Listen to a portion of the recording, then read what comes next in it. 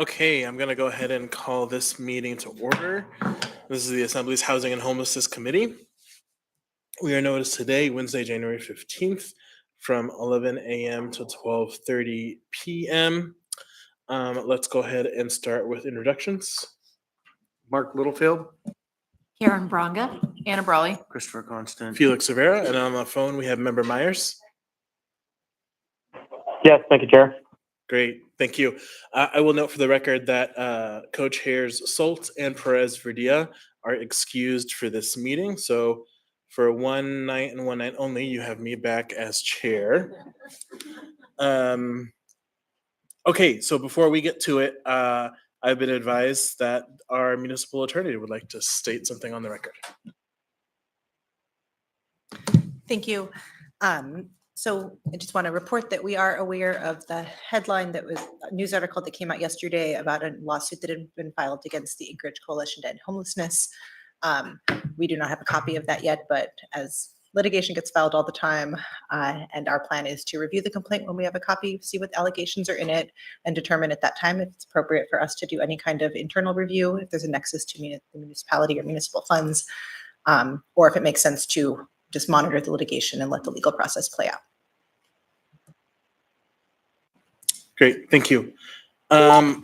Some changes to the agenda. First is we're going to add some space for the administration to give any updates that they would like. And as I understand, the administration does have an update on the warming center that they would like to give.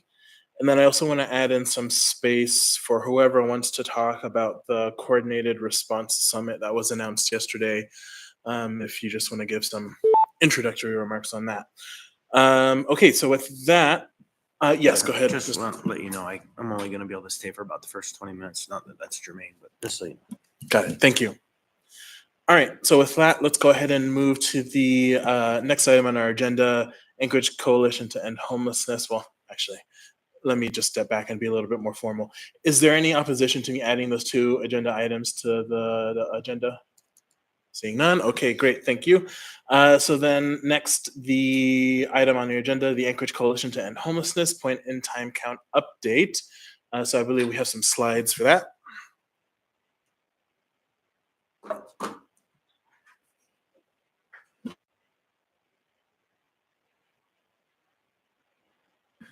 And we just got these slides, so they will be up on the committee website shortly.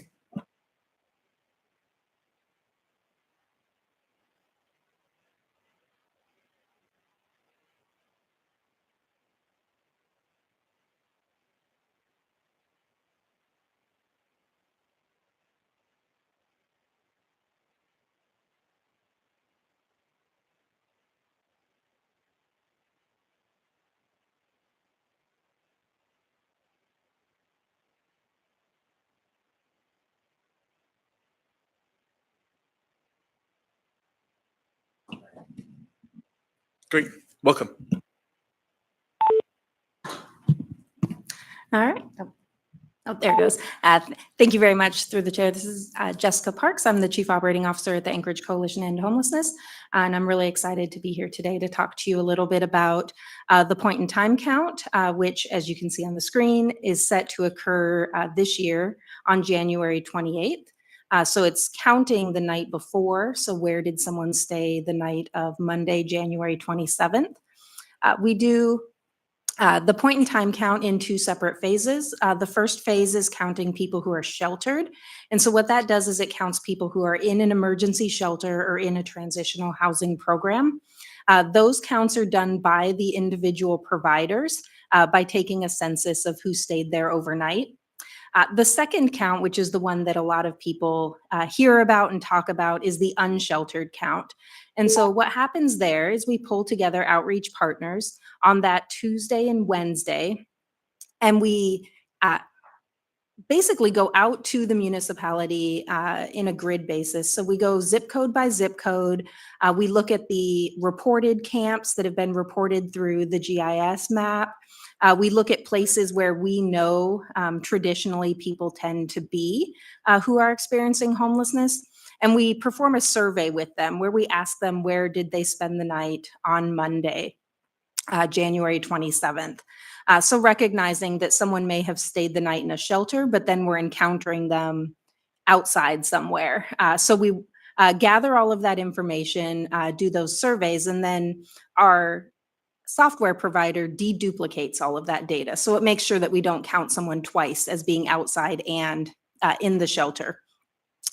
Once we have all of that, that data is published out on our dashboard. So we have a snapshot of the dashboard up there right now where you can see our point in time summary over the past 6 years. So going up through 2024, you can see some of the trends in that data.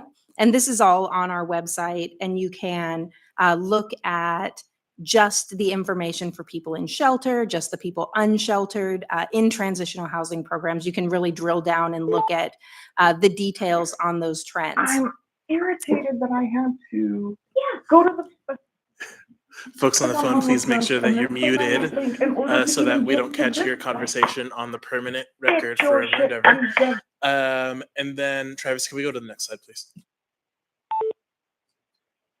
I just wanted to share. So if you were involved in the point in time count last year, or if you were part of any of the presentations regarding it, you know that last year we asked a question as part of that unsheltered survey, asking people what they would report as the primary cause of their experience of homelessness.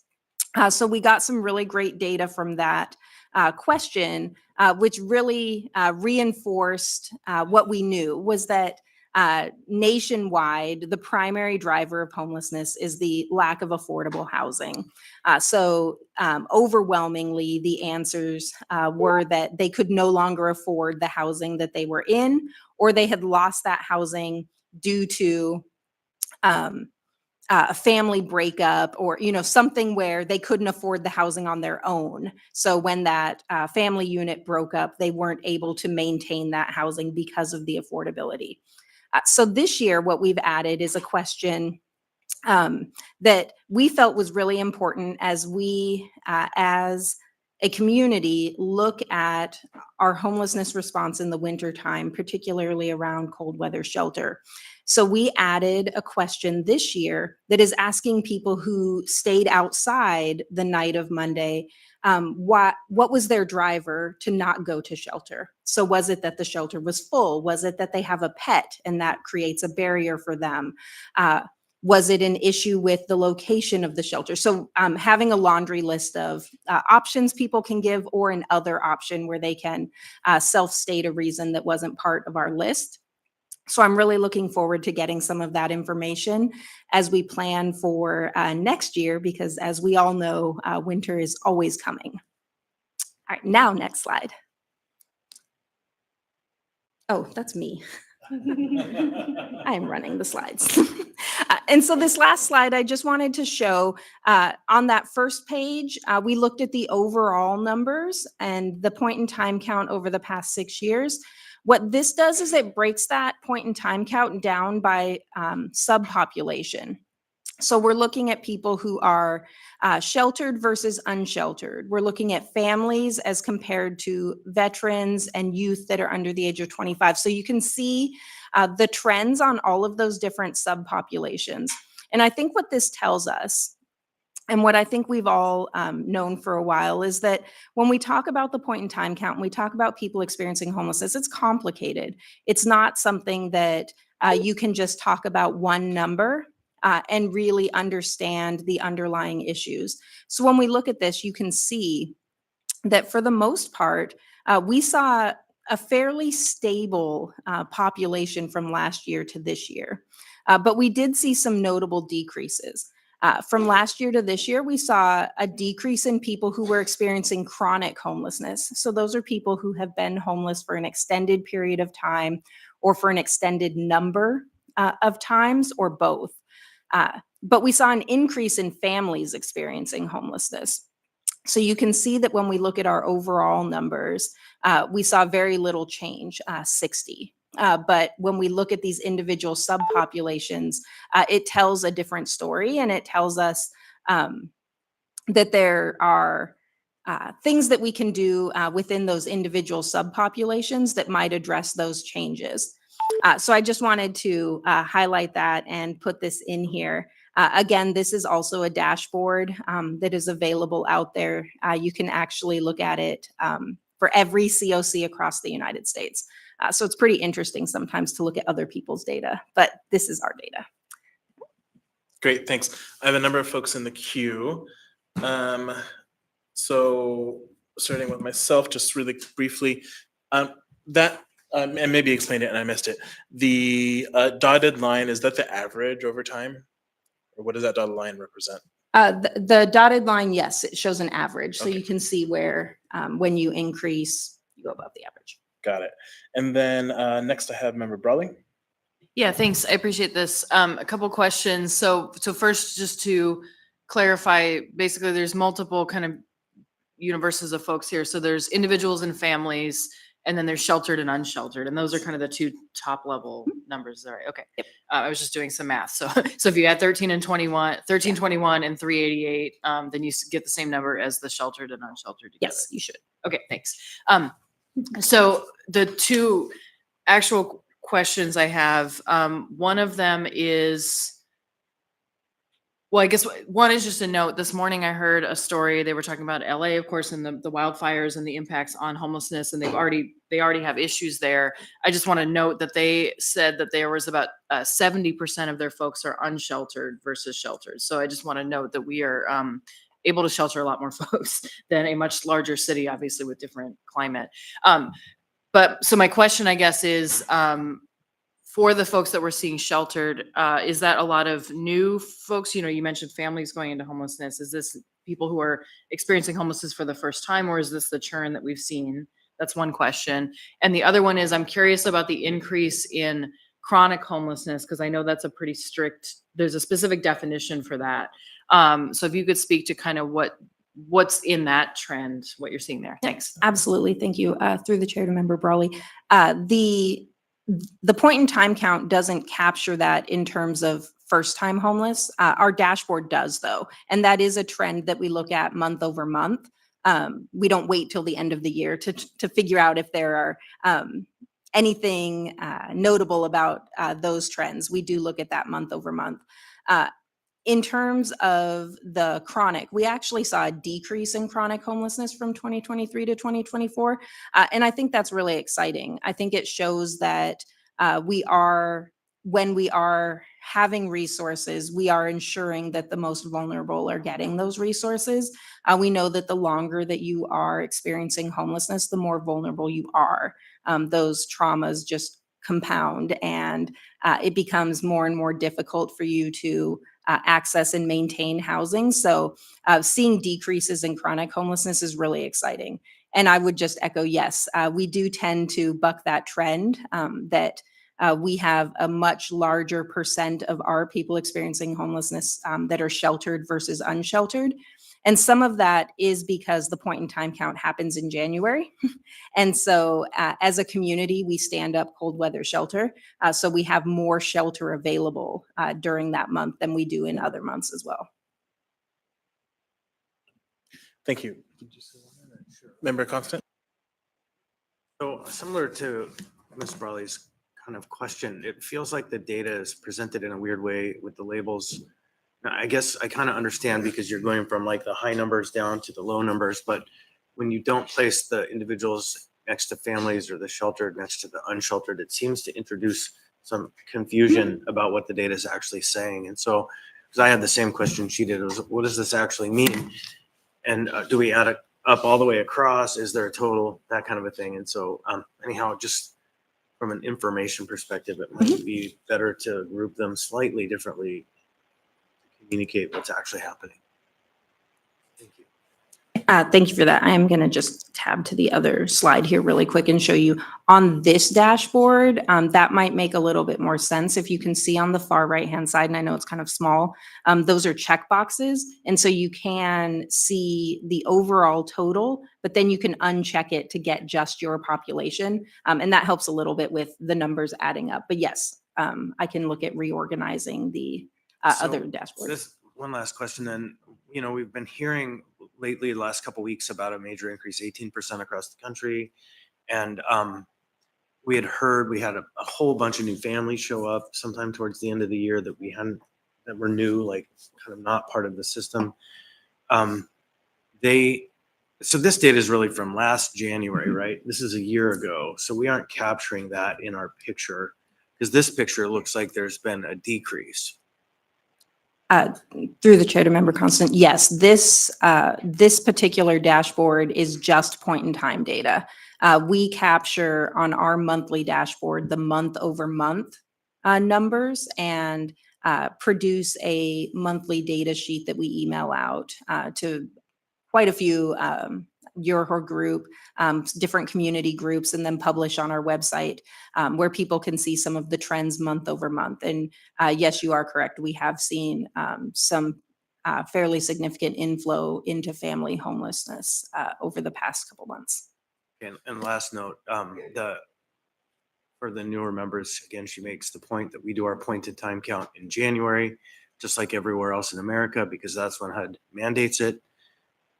Skews our numbers because our highest number of unsheltered homeless happens in July or August when it's deadly dangerous outside for people in Phoenix. So they're inside. And so what that means is when our numbers are counted, they're artificially low and we are penalized for that because they don't see us as having a problem like we do. That's for the members. Thanks. I don't see anyone else in the queue. Thanks so much. All right, next item on our agenda is administration updates. As I understand, there's at least one item, but I'll go ahead and turn it over to the administration.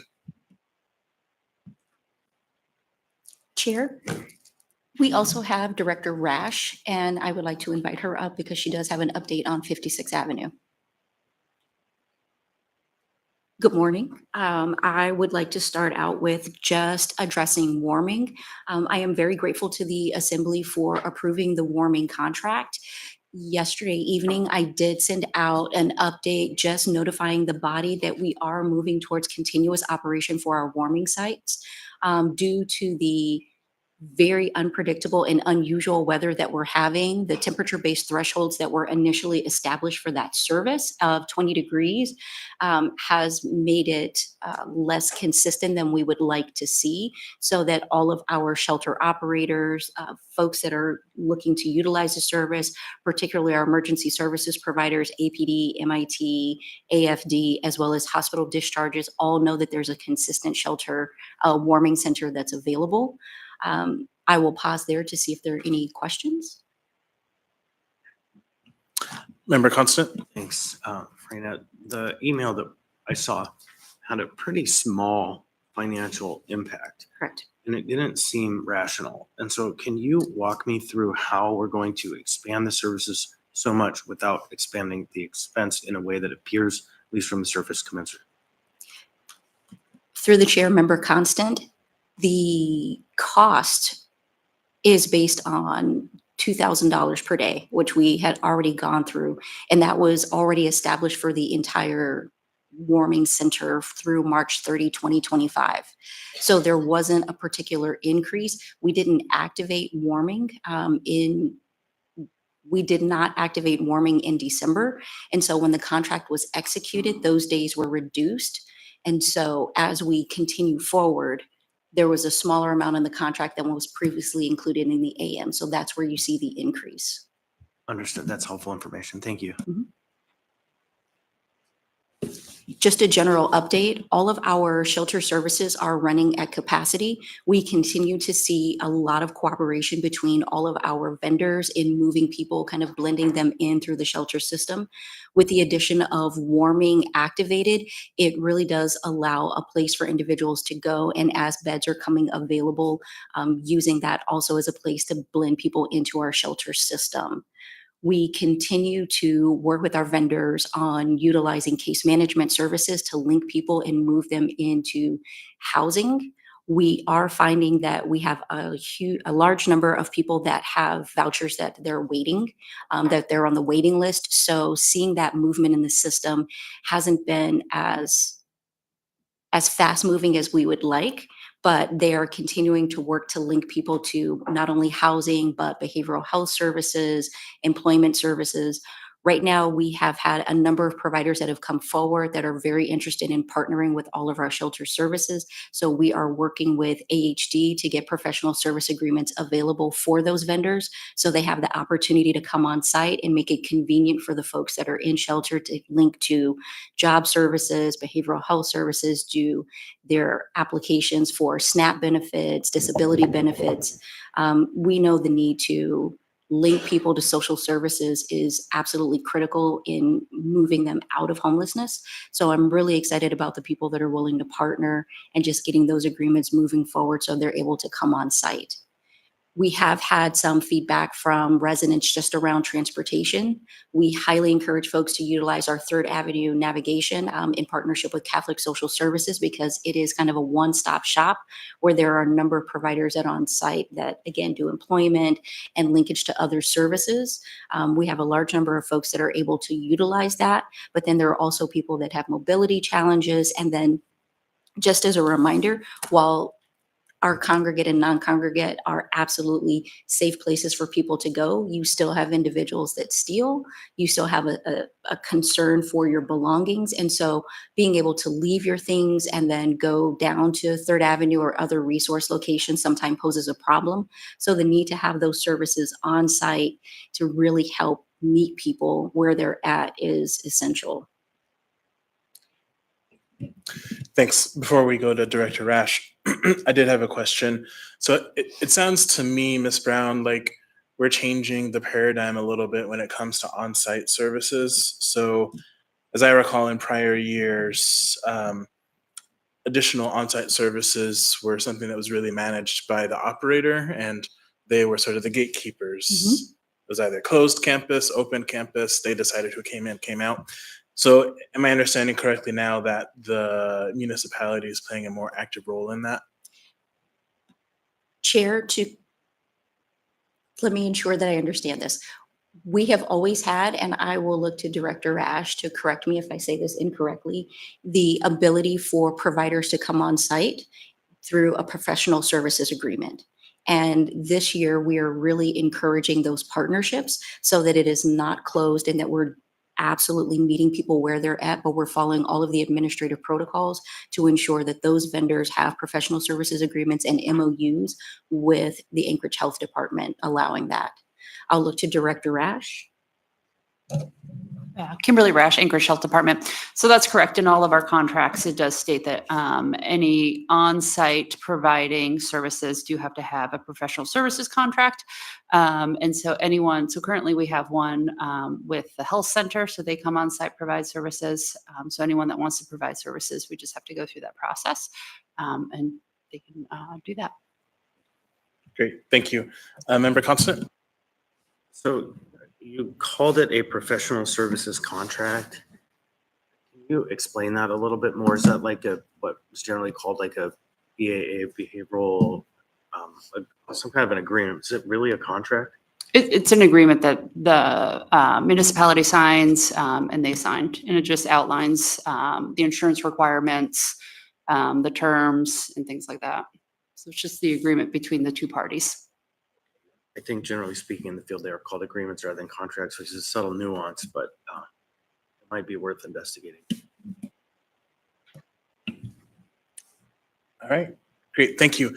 Go ahead, Director Rash. All right. So for East 56th Avenue, some may remember a couple months back, we were working with Solid Waste Services and a contractor for a roof replacement.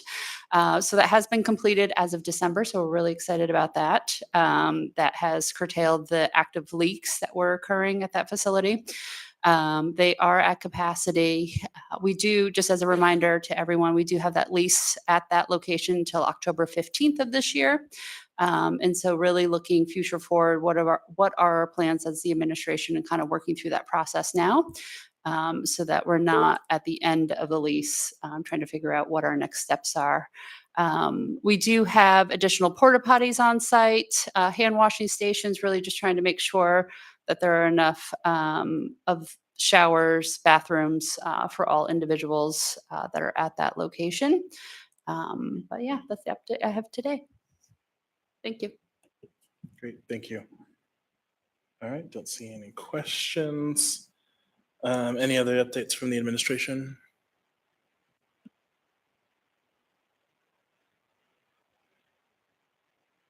Yeah, a few other updates. This is the Agnew Benben Special Assistant to the Mayor. We have been reporting to this committee around the different municipal funding streams that we're trying to corral and make sure they're getting out on the street. Those that need to go out in the street and those that we have that we can direct to these critical services, that we're making that happen as well. So we have closed the first RFP that went out. That was all of our previous year's CDBG monies that had kind of accumulated over time. So that's now going to purchasing and will be coming to the assembly soon for an award on that one. For the RFP that distributes funds for housing services. So this is really where we could potentially fund tenant rental assistance, rapid rehousing. There's a whole host of services that could be delivered to help people either who are basically help people get into housing and to maintain housing. That one closes today. And we're hoping, we've been strategizing internally about how to make sure we have a sort of as expeditious timeline as possible so that we can get the funds out on the street. Right now, we're shooting to get that to the assembly for the March 4th meeting. Failing that, it will be the one after that. So that's where we're hoping to get to. We've also been working with the state on a variety of other funds that are potentially available. One that we've been working quite hard on is the CDBG DR funding. That's some disaster relief funding that's remains. Sounds as if now that the original projects that we had slated for that aren't going to be great matches.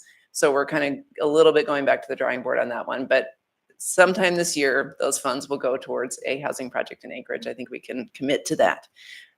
In the process of that, we learned about another CDBG funding source. This is the CDBG C, is it CV or CR? CV. CV funding. This is related to some COVID relief funding so basically Anchorage got a big bunch of this money directly, but the state also got funds. And the state has about 2 million remaining that needs to be spent by mid 2026. So we've been talking with them that those funds actually could be used for shelter. They could be used for kind of a variety of things because they're really around addressing the impacts of COVID. And as you can see from the numbers that ACH just shared, obviously COVID had a gigantic impact on homelessness here in Anchorage. So we're working directly with the state folks to try and find, again, an expeditious way that those monies could come without having double administration and other things that would drive us all crazy. And so I hope to have a report back on that soon. We did just hear back from them today. So hopefully we'll have a report back on those funds as well. And then we also have been, the mayor's been engaging with our community partners. And so we will also have a report back on that soon around where that could go. And maybe just a couple other quick updates. I mentioned last time we're working on the public safety strategy that will have some crossover with the homelessness and health strategy, which we're also in the process of doing some minor updates to. So the public safety strategy will hopefully come to the Public Health and Safety Committee in early February. Right now, the departments are working on it, and we're kind of working through all of their input. And then we should probably bring our homelessness and health strategy back maybe next meeting of this committee.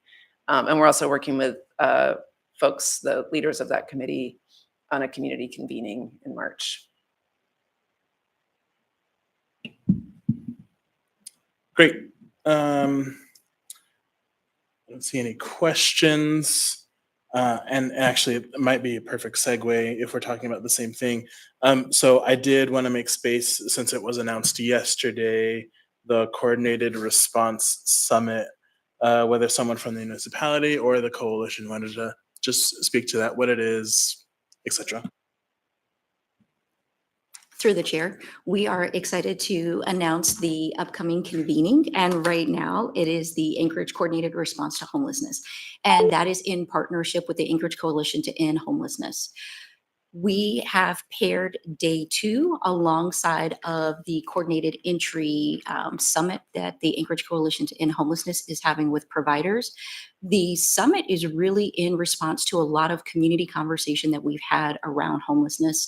And it's an opportunity to really catalyze those voices in that conversation together alongside all of the community partners, identifying that the municipality has really stepped into a space in ensuring that we have emergency services available, kind of that safety, that suite of safety net services. But who are all of the partners that come alongside of us?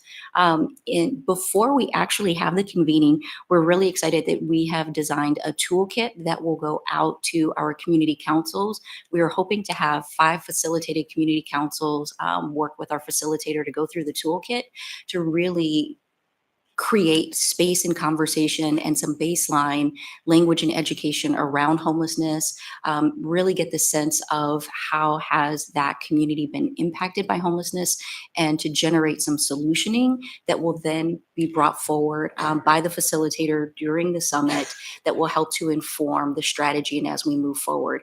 We received some really great feedback and insights around our agenda that we're working through in partnership with the coalition. The ultimate goal of this is to have open dialogue with our community and our partners, as well as our providers, that really create a unified voice in how we move forward and feedback on the strategy document. As we've said multiple times, our strategy document is kind of an action document. It's the work plan, and it's a living document. It builds on a number of the existing plans that we have. And so it's just an opportunity to level set for the community, to talk about the relationship of all of the partners. We often hear individuals say, well, we'd like to know who owns the system. Well, this is really an opportunity to go through what is the system, what is kind of the ecosystem, and then how do we all have kind of a shared responsibility in that and how we move forward. So we're excited about it, and I encourage all of you to participate. Or to reach out to me if you have questions about how to participate. Great, thank you. All right, I think that is, go ahead, Member Brawley. Yeah, thanks. Just in response to the outreach to community councils, I think that's really great, because I know probably all of us have had that experience where there's a frustrated council, and in my experience, a lot of it is not. It's trying to be helpful, right? And feeling like they don't know what to do, or, there's not good guidance. And along those lines, and I know you participated in this, but our community council, that is one where you've got sometimes at least a lot of local businesses participating too. Midtown, obviously, downtown, it's a mix of residents and businesses. So I think I guess I would suggest, in addition to the councils themselves, I know there's the Spinard Chamber of Commerce. I don't know if the Fairview Business Association is still active, but there's a few other kind of pockets of local businesses, especially those with brick and mortar, because they have folks walking in, right? In downtown, it's another good example. So I think that's maybe another audience to use that same approach with, because I think that's also, them and their employees get frustrated or feel like they don't know what to do. And so, but yeah, I think that's really awesome, and looking forward to participating in the summit. Thanks. Thank you for the feedback. All right, not seeing anyone else. Thanks so much. All right, I think that's our business for today. So we'll go ahead and move on to public comment. So let's go ahead and set up a mic, and then we'll set the timer on the screens. Who would like to participate? There's a place for you at the table here. Welcome.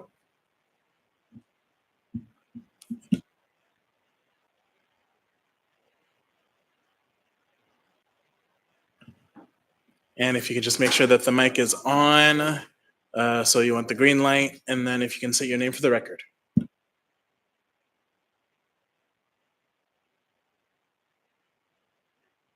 You got to call IT, get that fixed. My name is Ron Oliva. I'm an adjacent property owner to the shelter. I'm an adjacent property owner to the Henry House. I had a business on 4th Avenue, had to close it, take it down. And the warming center moved in next to me. So I went over as a good neighbor to ask them if they needed anything. And I would provide it. Bunks, first aid kits, coffee pots, whatever they needed. Guess what they asked for? Barbed wire. And I had that. But it won't stop it. I feel the effect of the warming center already. I want to sell my property. I met We can do a training center there, hydrants of hope, labor center. There's all kinds of things. But basically, when you get next door to a social services, that they don't care what happens outside their building, your land is condemned. So this has been going on a long time. It's drained me financially, maritally, very stressful. And now it's affecting my heart. I'm going to check out with the stress, but so I have to exit. Sadly so, but I'm still willing to help. It's kind of sad what I witness. I send you emails. I want to commend Karen over there. I call her Caring Karen because she responded to my emails. And so many times she exceeded with answering 8 times. She exceeded my 4 representatives. Never answered me in 4 years. So when you say you want public participation and don't acknowledge it, it's sad. Whether it's the toilets or the, I hate to say it but I can't stop them. You're not winning in this battle because you're not involving the people who are affected. You're focused on homeless and you're not focused on the overflow. And that's going to get you negative energy that you'll never get support. And sadly so. So you have to come down and take the tours. These people over here have good ears. I make them laugh. It's better than crying. So sadly so, I'll summarize and say you're failing. You're failing miserably, not only for the homeless, but for the city, especially on the toilets that they sold from the tent. And you sold over $250,000 worth of stainless steel up to code bathrooms for pennies on the dollar. And you floated a $5 million bond and then $50,000 to understand why it failed. What you lack is a keen sense of the obvious. And hey, Thank you, Mr. Oliva. Your no time is up. problem. The only Don't see thing you any waste more than questions for you. time is the taxpayers' money. Don't see any questions for you. Would anyone else like to participate?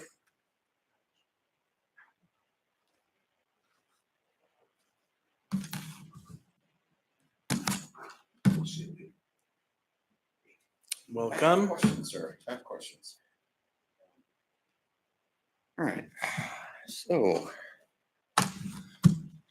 Jamie Lopez, East Anchorage, formerly Coalition, formerly Homeless. This isn't exactly the forum for discussion. This is the forum for sound bites. Kind of had prepared remarks. I guess I'll give you some sound bites, but you know, it's there's no time. 3 minutes. You know, trying to get discussion for months. You do not want to have one. So failures have costs. There was a gentleman named Mays who was over at Davis Park, and he was in a van. And basically, Mays got into Henning House right around December. Saw him a couple times after. Then I bumped into him this past Friday. He no longer has toes. And so it's one of these situations where people were slow to get non-congregated shelter up and running. They were slow to get the warming centers running. Had there been a warming center right on site at Davis Park, people would have gone and gotten into it. There was a gentleman named Tyler who died December 18th. He had a dog in his truck and he died from carbon monoxide poisoning. In that situation, again, warming center on site, he probably would have been alive. Abatements, they're still continuing. And so somebody's smashing the abatements RS button, basically like it was a joy buzzer from the 80s game show, Press Your Luck. You are pressing it too much and it seems a bit cruel. And the reason why is because no shelter exists. People are getting serious injury, some are dying. The town halls, the situation with the town halls, it's a bit like a hostage situation. The same people that are running the hotels are the ones that are hosting these town hall events. And so blink twice if you're under duress, if you give good information, if you express concerns, they may identify you, they may target at you, and they may kick you out. There are a lot of things going on in these hotels that are not being made public, and people talk to me, and I hear a lot. HMIS, privately you're telling people the data is bad, and I'm aware of it, and I am in discussions with different people about it. And I could show you right off the clock, but I can't do it right now. It's one of these situations where I was feeding close to 350 people a week at 8 camps. So no, I could not get to the west side. I could not get to the north side. I could not get to Muldoon. I could not even get to south side. And so I knew the data was bad. And if you look at the past 4 printouts from Coalition, you can easily tell this is not good. Basically, what you have is the inactive count keeps on incrementing. It goes up, and 50% of that number is probably people that are just going back out. The peak count, people don't typically go beyond the parking lots into the camps. They have no idea. They're just randomly showing up, say, hey, we'd like to count you. But if you're not there, you don't know. And so there is a disconnect between people in offices doing Zoom calls and those that are outside freezing every single day. And while some in this room are probably trying to find ways to save face right now, I'm trying to focus on how to save toes, lives, and people. And I apologize, but this is for a longer discussion. Thank you very much for your time. Thank you. Would anyone else like to participate? Anyone at all? All right. With that, thanks everyone. I will go ahead and adjourn the meeting.